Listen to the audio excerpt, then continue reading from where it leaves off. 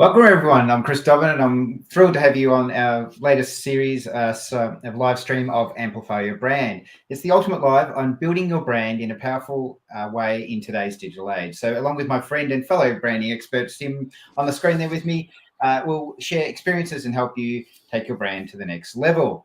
Whether you're an entrepreneur, small business owner, a marketing professional, or someone's trying to tinker around with their personal brand, this is the live stream with practical insights and strategies that will help you amplify your brand and stand out in that digital landscape that we see out there every day. So please get ready, take notes, and put what you learn into action, because by the end of this live stream, we're going to have a clear roadmap on building a brand that truly resonates with your target audience. So thanks for joining us today, and let's find another way to amplify your brand. And Sim, we're going to put on our psychology hats today, because we're going to talk about branding in a psychology way, and we're going to line it with personality types.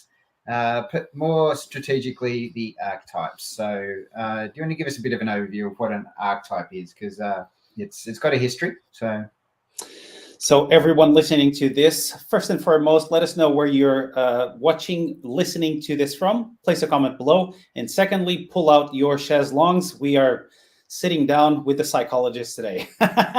No, just a brief joke to introduce what archetypes are. Basically, archetypes are the types of brands that we have. There are 12 of them. They have specific features to each one of them. And once you know what they are, you're able to create better communication, create more audience that your brand is aimed at, and overall attract better clients for yourself as well as a business. Yes.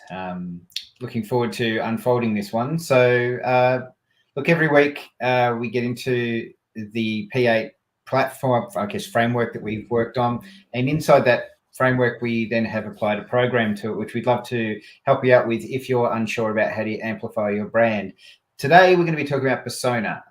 It's part of the pink section in the P8 process. And we have explored persona a fair bit over the last few months, but this one is probably bringing it together to maybe understanding why it's important and how you can actually simplify this process to help you understand your own brand and your audience in a way that we've got, I guess, a system and I guess, look, most movies that people watch, just realizing we're not on the screen there, when people watch movies, they're very commonly aware of the hero in the show, but they're also aware of all these other little characters that pop up throughout the movie that either help the hero move forward, learn, challenge, educate, whatever the scenarios are.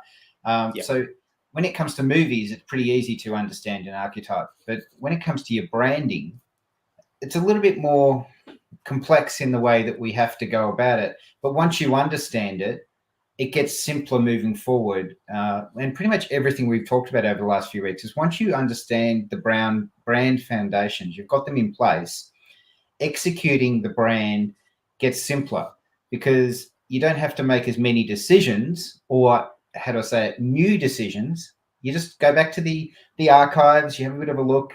And we all know this, that hindsight is an easier way to decide on how to make decisions than try to make the decisions on the fly. So really, what we're going to discover today, hopefully this will help people understand certain decisions that they need to make because they've got those archetypes in their brand. Or if they don't know what they are, they can at least start applying them to their branding and learning from it, and then maybe moving forward with these things inside. So do you want to get right into it, or? Let's go and visit the first two slides. Socrates once said that knowing thyself is power. This is very much the truth because you're not trying to be something that you're not.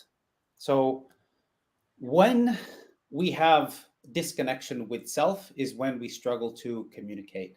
We can't really connect with whoever is listening, has a brand, has a business. That means a problem.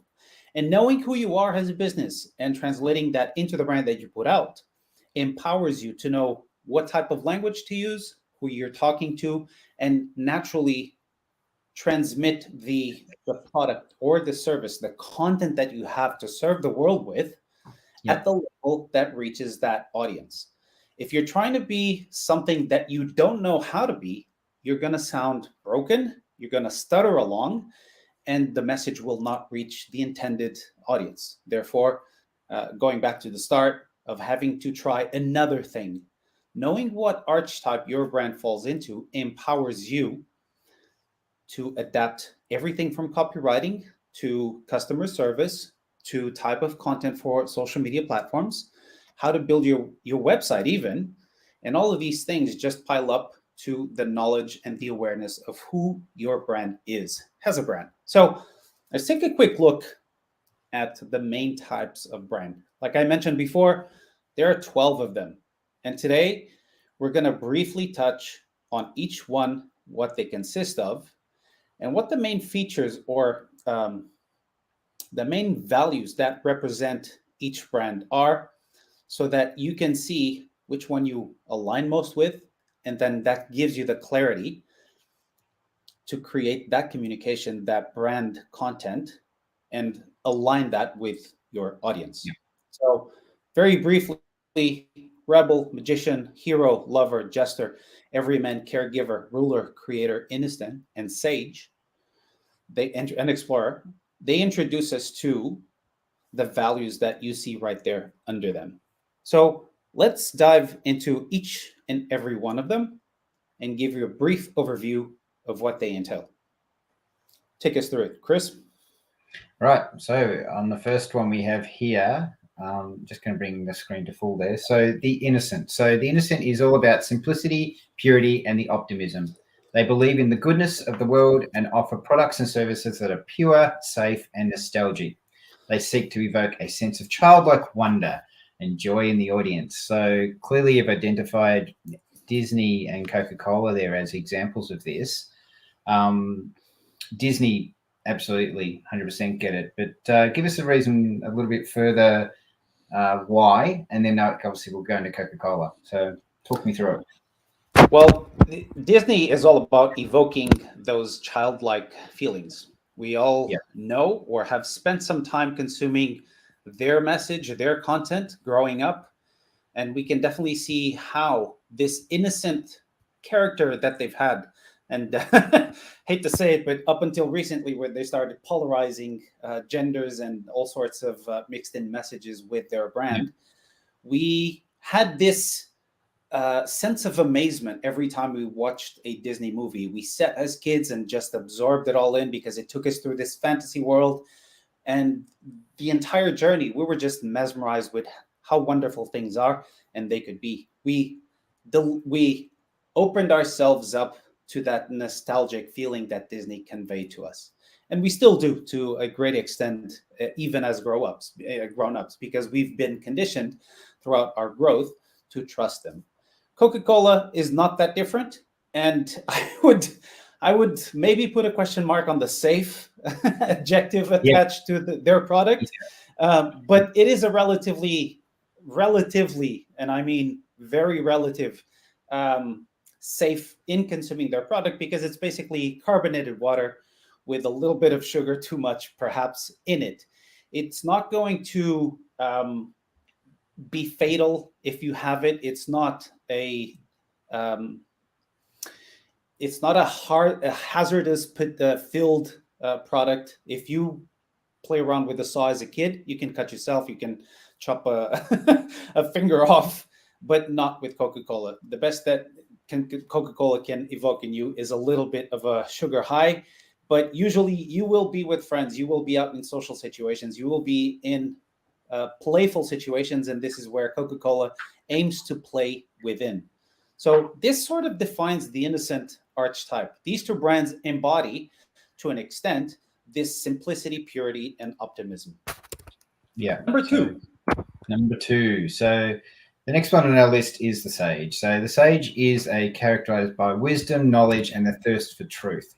They are the experts in their field. They provide valuable insights and guidance. So their messaging aims are to educate, enlighten their audience, and position them as a trusted authority.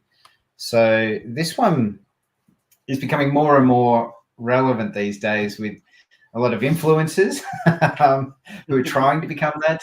I guess even with what we do in this session like this, we're trying to look at the Sage approach to how we go about our branding and things like that. So we're probably, our brand fits into this one. But the two you highlighted on the screen there were the universities and the National Geographic brand. So do you want to talk through why you've picked those two as good examples of what the Sage is all about? Absolutely. And National Geographic personally has always been an absolute favorite brand of mine. I grew up devouring their documentaries. I've always enjoyed their series on life, especially life in the sea. I remember from young age to listen to Jacques Cousteau. If people listening to this know who they are, please leave a comment, because I'd love to align with other people who know who Jacques Cousteau was in the entire National Geographic and ecological world. He discovered and seeked out to build technology to empower the exploration of the planet that we live in. So with that came a lot of experience, a lot of knowledge, and a lot of positioning of himself in the brand that conveyed this entire message to the world. That's what they do. National Geographic puts you in front of the world's foremost experienced knowledgeable scientists in their fields, in the industry of nature. And you have it consumed via a square, a rectangle. The comfort of your home is where you are found consuming this content. So there's a lot of wisdom in this. And Harvard does this in person. They deliver great experience, great wealth of knowledge through a very select panel of experts that are picked and well paid to do so, to teach you, or whoever can afford their rates to go through their university and system of education, but they bring you to wealth of knowledge that is not available to the rest of the world. So this is why these two brands embody the archetype of the sage.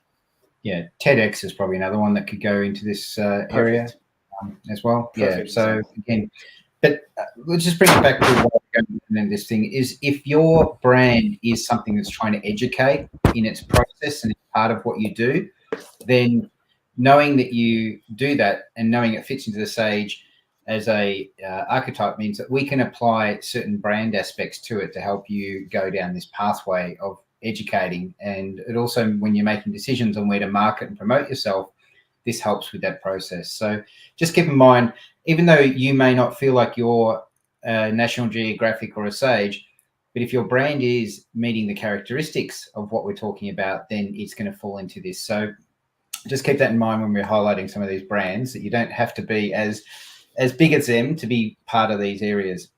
And this is a great example of that. So here are two big brands. The Explorer, it thrives on adventure, freedom, and discovery. They inspire the audience to break boundaries and seek new horizons. The Explorer often challenges the status quo, encourages others to step out of their comfort zone. So you've given us GoPro and NASA. GoPro, I get straight away. NASA, I understand the exploration part of it, but just talk me through why we've picked these two.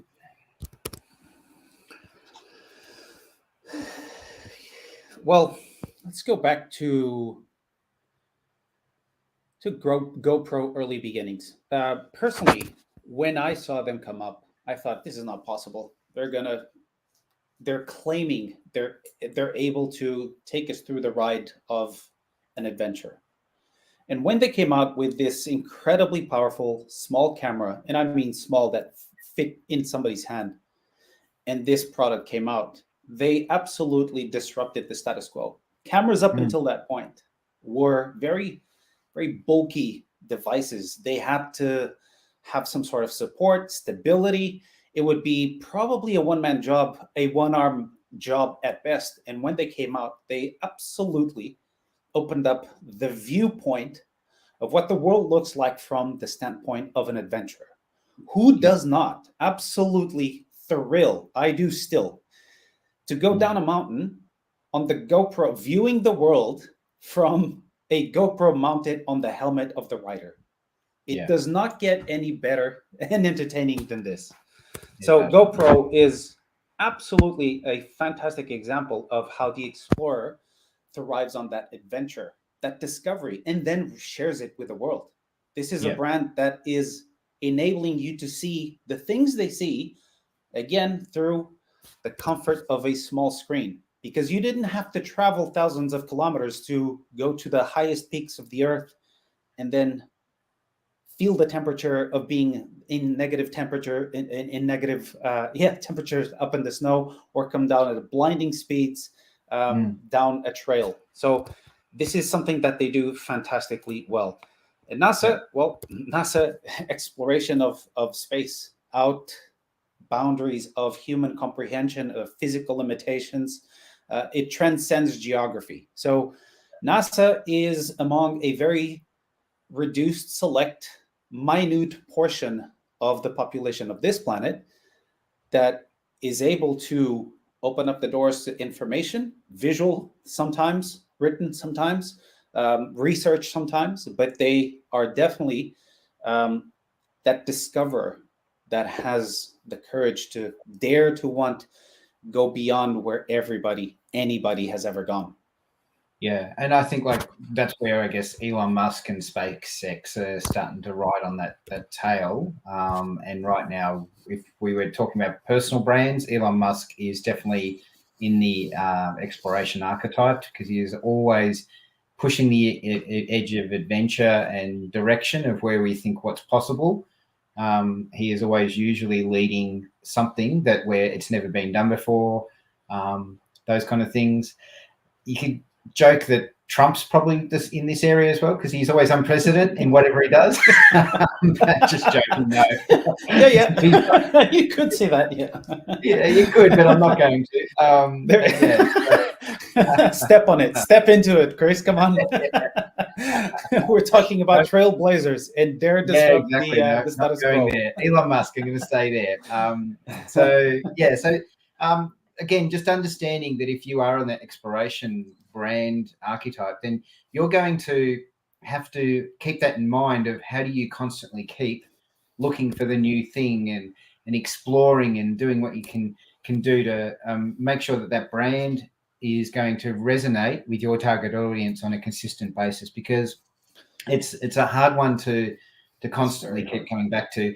And I guess that's something probably we may not have highlighted, Sim, is that when we talk about archetypes, we actually usually talk about them in groups. Sometimes you end up usually having because on your journey of your brand and its way it communicates with different archetypes, we may say that you have 2 or 3 archetypes in your brand because of the way that your brand's personality has to be developed, and also how it has to resonate with the crowds that you're going to be trying to, or customers or clients you're going to be trying to work with. So a lot of times we talk about combining these.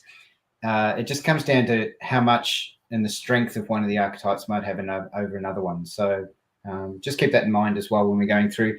You don't have to resonate with just one. If you have feelings for more than one, or you feel your brand has more than one, that's okay. What we then do is look at the percentages of that and how often each one of them raises their attention to the personality types. Because different mediums, different ways you place your brand.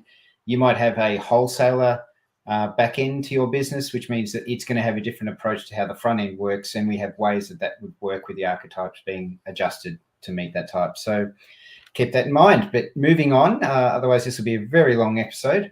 The rebel. The rebel represents rebellion, freedom, and non-conformity. They reject the society norms. They often challenge authority. Their brand exudes a sense of daring and independence, appealing to those who want to go against the grain. And you've got here Harley Davidson fits right into that, and Red Bull. So talk us through these two, like why those for this particular archetype.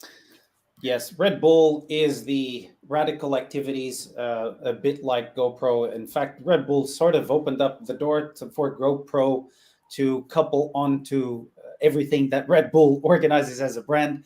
But they are doing that constantly, and they do it at a very, very high level, organizing surf competitions, radical BMX trails and whatnot.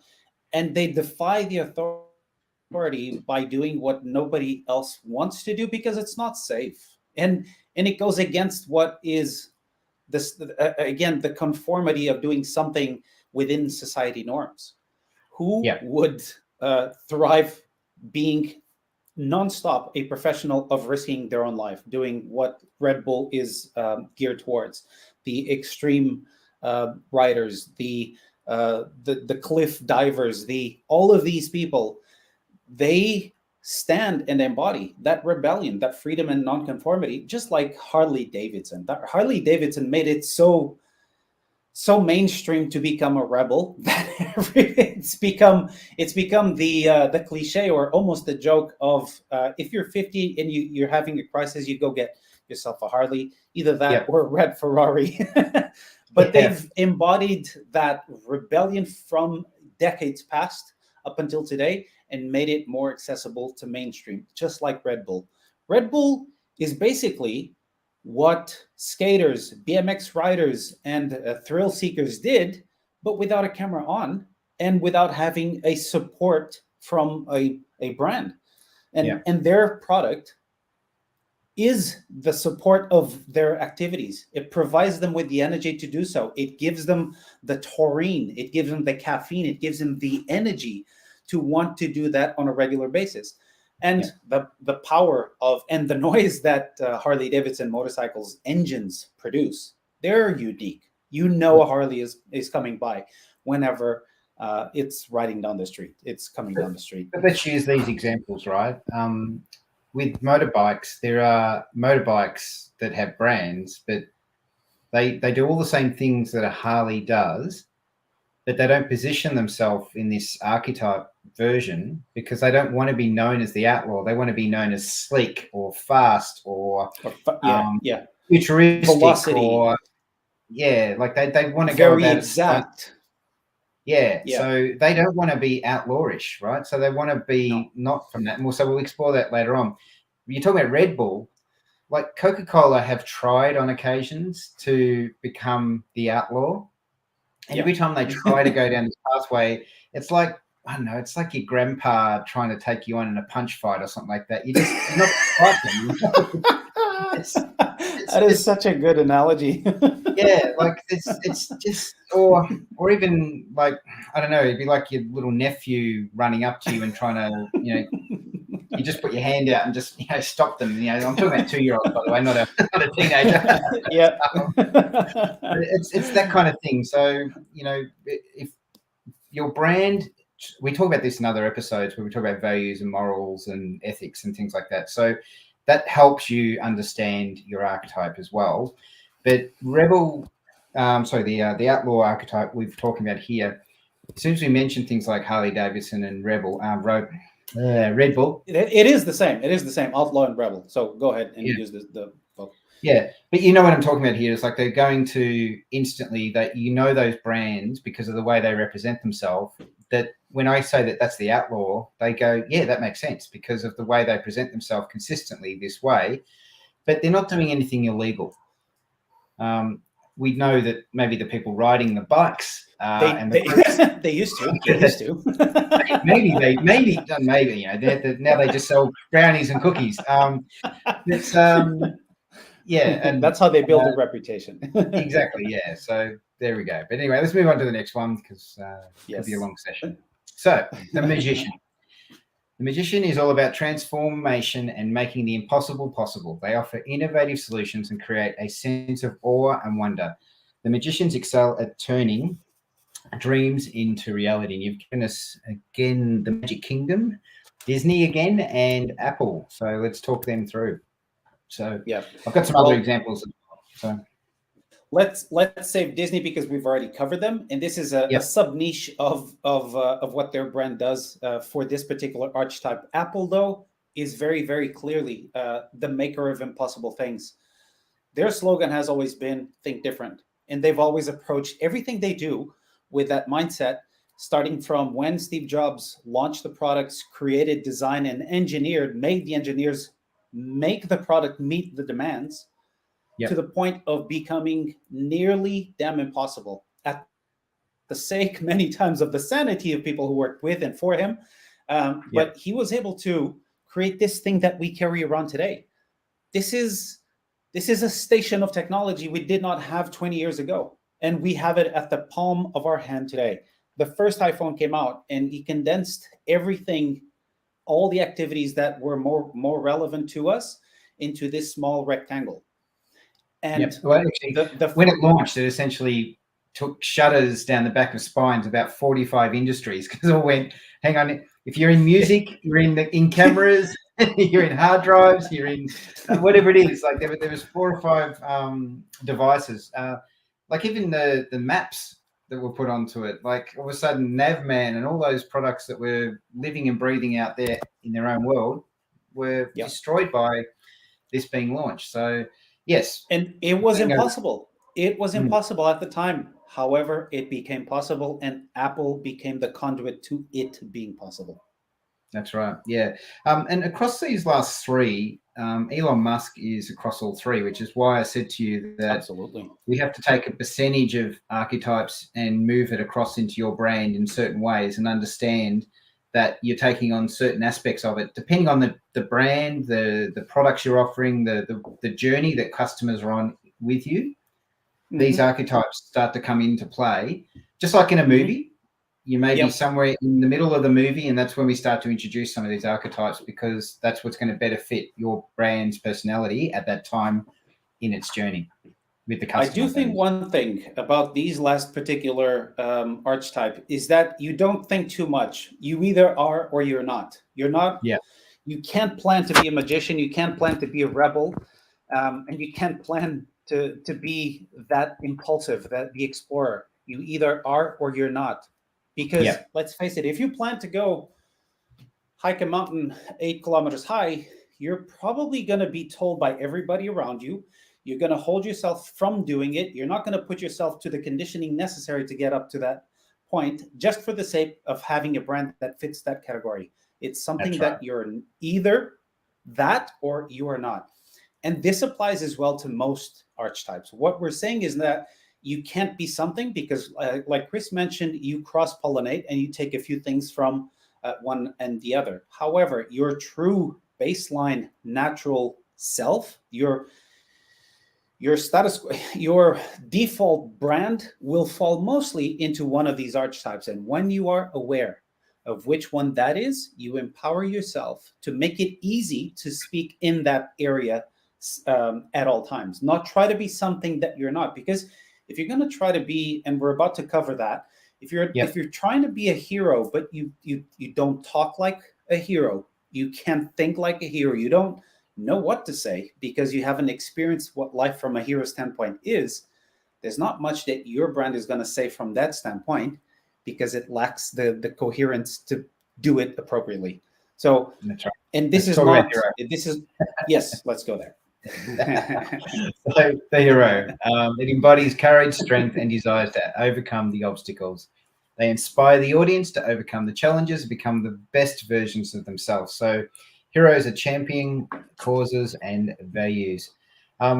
Many heroes don't know they're a hero at the time of being a hero. They're just doing what they do, right? But it's how it's perceived by their audience. And this is why we talk sometimes about your brand is not managed by you. It's managed by the audience and how they perceive you. So being a hero doesn't mean, I know you had Superman on the screen there, but it doesn't necessarily mean you have to have superpowers.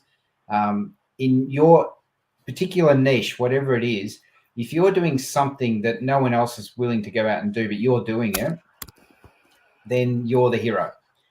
And it's a perception thing on either side of that coin there, right? Because most times the hero doesn't realize they're being a hero. They're just doing what they do, you know? So the hero is the most common thing, even in movies. A hero doesn't realize they're being a hero in a movie. They're just doing something that's either driven them to want to get to the next stage. And we know in movies, there's always that moment where they look like it's literally done. Like you think the movie's over, they've failed. There's always that moment where everyone just goes, and then it just out of nowhere, the Scooby-Doo moment happens where someone just goes, oh, you meant this key? Oh, yeah, that opens the door. Oh, okay, well, let's go through the door, you know? So there's always, you know, something going on with the hero. But, you know, if you want to be a hero, you can't fake it. That's the one thing about being a hero. It's something you naturally do. Yeah. And Yeah. it's not, it's like you point north and you say, I'm going to go there, and you actually do it. And it's not you do it easy either. You do it on the journey. You meet people, you have challenges, things come across you, but you overcome them and then get to the next thing. And that's what inspires people to follow you. And that's why the hero aspect of things can come into play. You could be a dying person of cancer who, on your last breath, you're doing certain things to overcome it. And that's what inspires others, because you were literally dying, but you found a way to keep going until your last breath. Yep. Is a hero type act. So mind your approach to the hero. It's not something you can just cherry pick and go, I'm going to be a hero. It has to be something you live and breathe. So be careful of that one, because everyone wants to be a hero, but not everyone can be a hero. So sometimes you have to choose another archetype. Brilliant observation right there at the start, Chris. A hero rarely knows he is being one. He just does, because he stands for that belief deep inside. It is ingrained in that hero to be that. And whether the cape is on, whether the big S on the chest is on or not, it's that person that will jump into the fire to save the cat, save the baby, save the old lady at the risk of their own life. But it's okay, because they're fulfilling their deeply ingrained value, their program. So I don't need to say anything else. You encapsulated it perfectly. Cool. Let's go into the next one, which is the lover archetype, which focuses on passion, romance, and connection. They evoke feelings of desire and intimacy. So the lovers aim to create a deep emotional bond with their audience and offer and celebrate beauty and sensuality. So you've got Victoria's Secret and Hallmark in this one. Talk us through those brands, why we've picked them in this archetype. I am not going to pretend I am a sage in this area, but Victoria's Secret and Hallmark are simply very good examples of how they breathe and exude this sensuality. The lingerie, it doesn't get any better than that. It's literally what they're made for, to foster the lover activities, to bring romance into a relationship, connecting with others via their product. The desire and intimacy. When you say Victoria's Secret, and if you mention somebody's name after that, you expect that person to have a very sensual figure or be known for what they've done in that field, or probably a model. But it is, as the definition states, stating an emotional bond to these values of desire and intimacy. Yeah, and a lot of influences, again, would fit into this one, where they express a lot of love to their audience, and they want their audiences to succeed. And so they always will use language that sounds like they're involving you in their journey and their process to help them get to somewhere and you. So that's a more modern day version of these things, but some of the examples that you've used there, an obvious one where Hallmark, they know that emotions is what sells cards and occasions and things like that. So they have to go down that pathway so that they look like they really do care, and that they care about you and buy cards, so that they understand that process, that there's an emotional journey that people are on when they're going to buy their product. So so the next one we have in this list is the Jester. And the Jester brings humor, fun, and playfulness to everything they do. They use laughter to break down the barriers, and they connect their audiences on a lighthearted level. So Jesters often challenge conversations with their wit and irreverence. So you've picked Old Spice and M&M's. And Old Spice is a good one because it was not always that way. Not at all. Not at all. You've brought this up weeks ago. And go ahead and talk about Old Spice. You did a really good job of transitioning them from who they were to where they are today. Well, yeah. So they would have, I'm trying to think where they would have been in the past. They probably would have been the explorer or the innocent, maybe, in the way that they were previously, because they were your grandpas or maybe your dads, depends on how old you are. That's what they were using. And then in the 90s, they had to rejuvenate themselves, and they chose to go down this pathway where they went quite extreme. And when they used humor, it was extreme humor, but it was just about, was it before the internet? It was just as the internet was becoming a thing, wasn't it? In the period. It was, yes, it was. Yeah. Yeah. Because they used YouTube quite well to get people across the line. I think it was MySpace. That's why I was having a struggle then to think it was MySpace at the time that was quite popular with it. Was around. Yeah, and obviously, you know, with that humor, it's developed into what it is today and has found a way to rejuvenate itself, because it now, even though the recipe of Old Spice has not changed, the bottle has not changed. Yeah. But what changed was the perception and the way that the brand acted in its public domain. And not all brands do this successfully. So what they've done is something that is quite amazing. And even M&M's, by the way, when it started, it was all about the "it doesn't melt in your hand" campaign.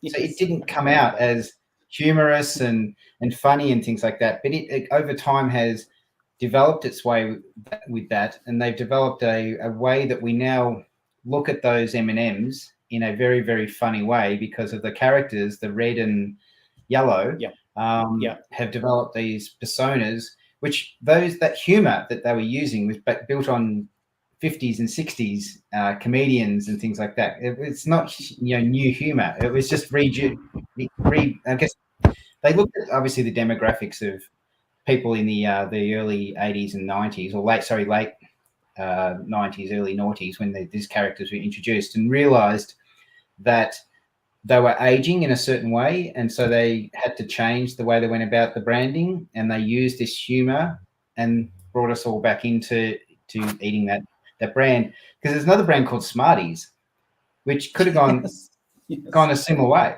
but they've chosen to still target kids as their audience. So, you know, where you go about it. So they're two great examples of humor. There's obviously plenty of brands we know that do this. So something that they do might be quite serious, but way they get that message across is using humor. And I guess you've got to understand your own audience, because again, being funny isn't easy. So, you know, I do appreciate Sim does some fake laugh, some of the jokes I do, because I am a dad these days, and dad jokes are my thing.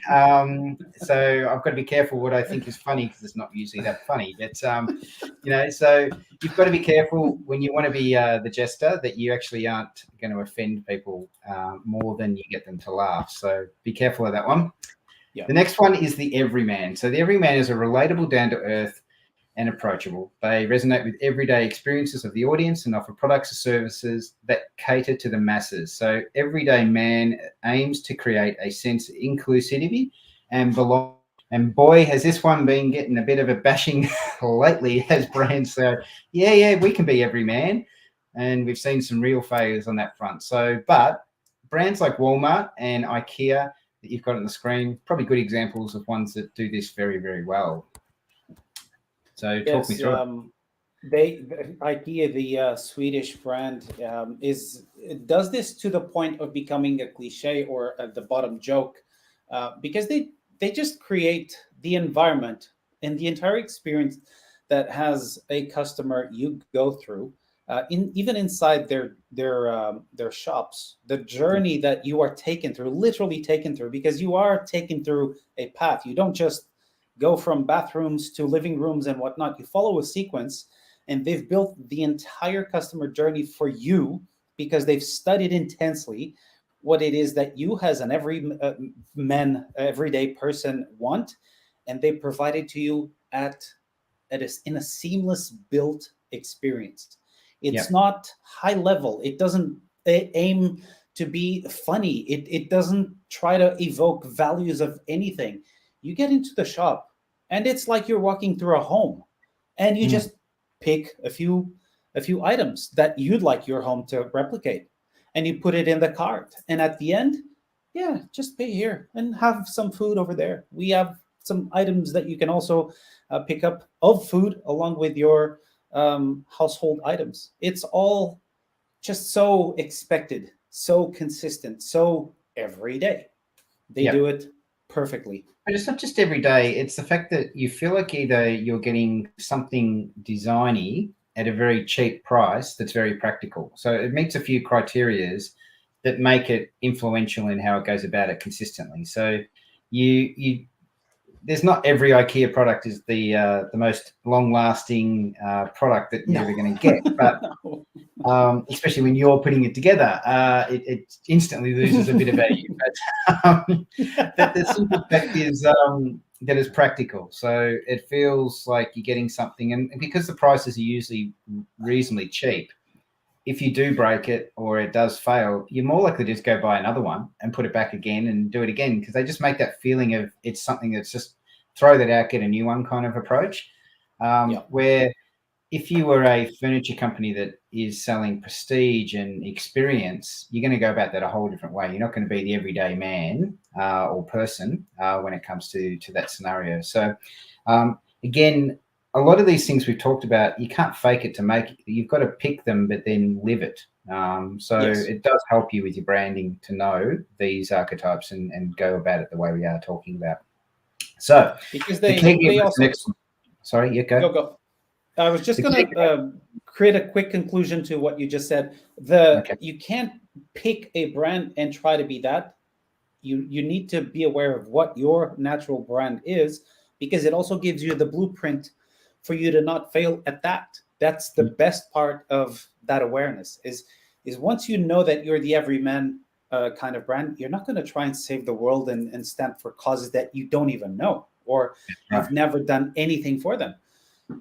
Just know the space and feel fine with it. Knowing thyself is very, very powerful. Sorry, exactly. Back to you, Chris. No, full circle. I love it. All good.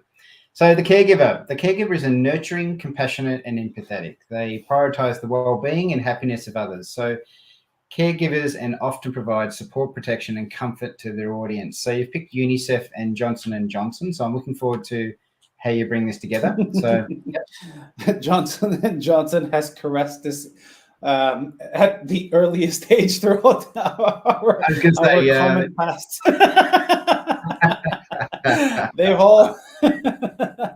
We've all felt the effect of Johnson & Johnson literally backing our butts. So they've always been that very, very safe, very caring brand. And we just know that every home that has a baby will have a Johnson & Johnson product, simply because its presence indicates that trustworthiness and that care factor that they so proudly stand for. The nurturing and compassionate feelings that are replicated on the UNICEF side then extend at a broader action. So they basically take care of the world at a global level. They don't try to sell locally, which Johnson & Johnson does. They're trying to sell a product for an outcome or a direct benefit. UNICEF has tried its best to always come across as a charitable organization and taking care of the world's problems and needs in countries where that is not a value at all. Ethiopia has been always one of their highest presence countries. And I remember from very, very early age going into the shopping center with mom, holding her hand, and we always stopped by the UNICEF stand, buy some postcards, create some awareness around that. And I remember that the feeling that I got back then to know that I was buying something that hopefully was going to help somebody on the other side of the world, somebody that was I had seen on TV, and I couldn't believe they lived in those conditions. Well, UNICEF made sure that you are able to partake in give for those people. Yeah, that's right. So again, caregiving, if it's something where you have those compassionate, supportive, protective things, most likely it's going to be if you're in a charity environment or a product that is aiming at a certain niche, whether it be aged care or youth or whatever the case be, or if someone is in a health situation, that's when this brand or this archetype starts to really come to its front, and knowing about it helps you go about how you go about branding. The ruler is the exudes authority, control, and sophistication. They aim to perfection, set high standards, rulers, and often present luxury, prestige, and leadership. So you've got Rolex and Mercedes-Benz here, and these are brands that are clearly the opposite of the outlaw that we were talking earlier. So if you're in a, talk to me about it. Yeah. So Yes, Rolex doesn't take clients anymore. They invite clients. You need to be in a list to buy a Rolex these days. So it's all about exclusivity, sophistication, setting the higher standard than the status quo. And Mercedes has always been perhaps one of the more pricey, but that is not the thing that we're trying to focus on. They're not trying to tell you we're like Toyota and we are going to build you a car that lasts a long time. No, you're going to sit in prestige. You're going to carry your lifestyle around and you will feel a very big difference. And people will know that you drive a Mercedes. Our little star is the beacon for luxury or for prestige, high standards.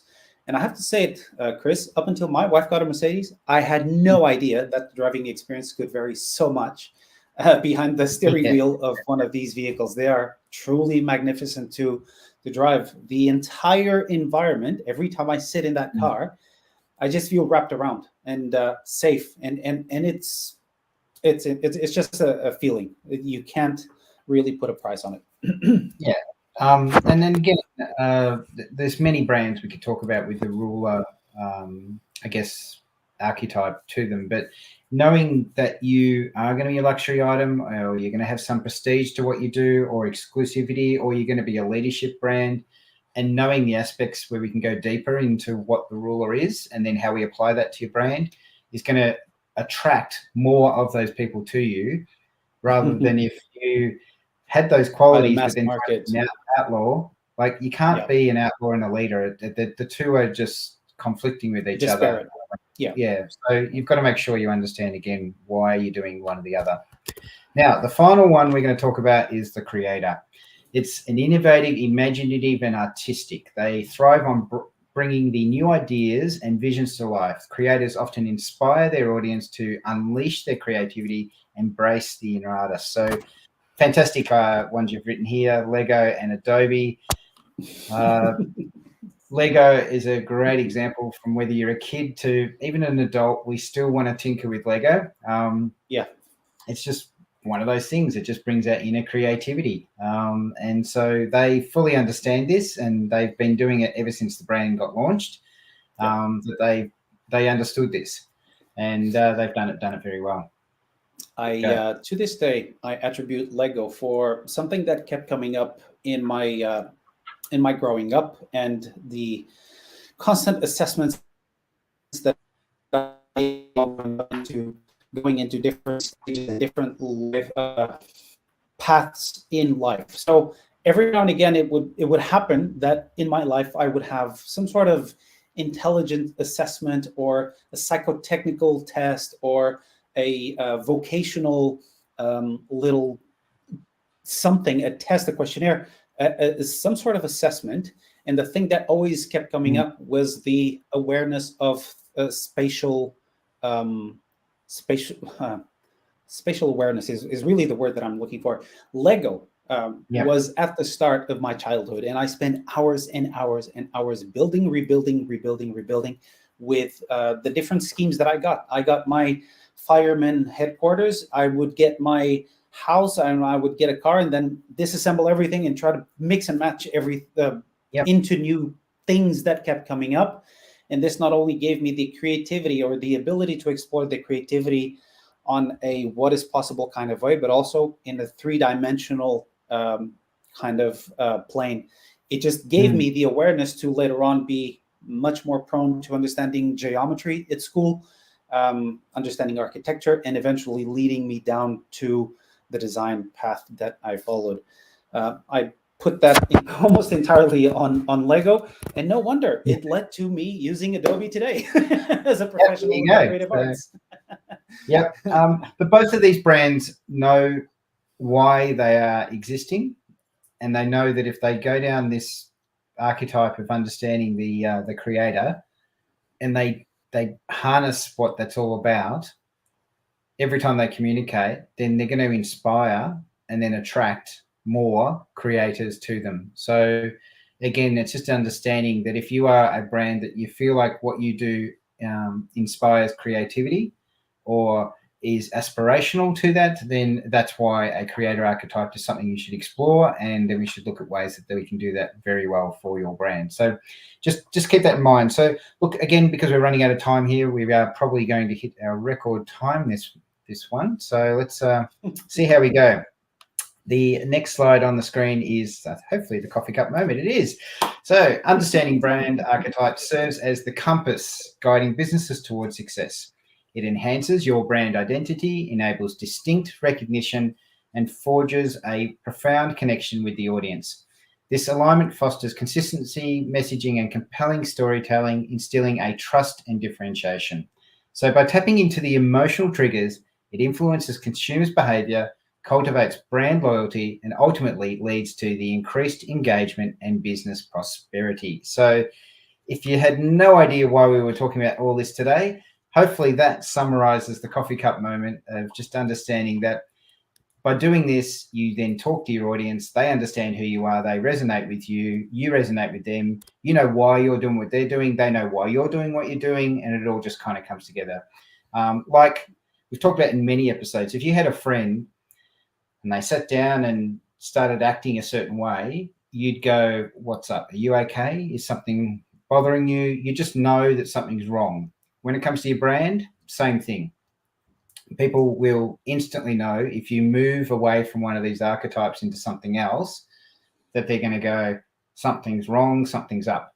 Now, what will happen here is you'll either lose a lot of people because they just don't get it, or you might gain a whole bunch of people, but you're going to lose a bunch of people at the same time. So you've just got to be mindful of when you go down these pathways. You can't just chop and change. We did talk about you can have multiple archetypes you can go for, but when we say that, it's about understanding when the archetype switches because of either a customer journey you're on or a part of your process in the journey that needs to switch because of that whatever it is. And again, it's all part of the process we take you through in our program, and we talk about when to introduce it and how to introduce it. So I guess it'd be a great opportunity to bring up the brand guardianship and what we're all about. So part of what we talk about is today, if you're unsure of what this means for your business, we'd love you to book a discovery session. So let us understand your business and assess the state of your brand, your goals, and where you'd like to be. So please visit us at brandyon.agency and go to Brand Guardianship, and you can have a chat with myself or Sim, and we're more than happy to talk you through it. So just what does that mean?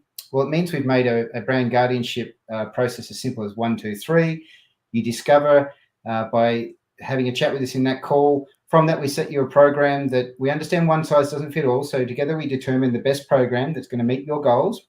We put that plan together, and then from there we look at an onboarding process and then ongoing coaching and mentoring with you to make sure you stay focused and amplify your brand. So if that's something of interest to you, please reach out to us. We'd love to have a discovery session with you and then see where that takes us to the next level. So please visit brandyon.agency, Brand Guardianship, and book in a discovery session. We'd love to have a chat with you. Which brings us to the closure of this week's session. Are we going to give a hint on what we're going to talk about next week, Sim? Let's do that. Sprinkle a little bit of that content. Yeah. So we've talked about archetypes today, and we've talked about the fact that you need to then use those archetypes to talk to your audience. So what we thought was, let's put that in practice next week, and we're going to talk about different ways that this can apply to content creation and ways you can go about that and bring your branding together to do that. So please, join us next week, and look forward to looking at ways we can amplify your brand in this process. Over to you, Sim, for a sign-off, and we'll close it out. That's pretty much it. Let us know which brand archetype you feel you fall into. And with that, amplify your brand. See you next week. Catch you guys. Bye.